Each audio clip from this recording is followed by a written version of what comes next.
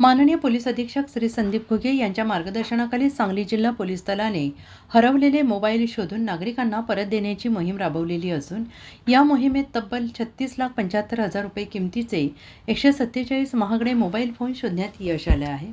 माननीय पोलीस अधीक्षक श्री संदीप घुगे यांनी जिल्ह्यातील सर्व पोलीस ठाण्यांना गहाळ मोबाईलचा तात्काळ शोध घेऊन ते नागरिकांना परत करण्याचे आदेश दिले आहेत। त्यानुसार सायबर पोलीस ठाण्याच्या अधिकारी सहाय्यक पोलीस निरीक्षक श्रीमती रुपाली चोचडे यांच्या मार्गदर्शनाखाली विशेष पथक तयार करण्यात आलेले आहे। या पथकात सायबर पोलीस ठाणे तसेच जिल्ह्यातील सर्व पोलीस ठाणे तसेच जिल्ह्यातील सर्व पोलीस ठाण्यांतील अधिकारी अंमलदारांचा समावेश होता।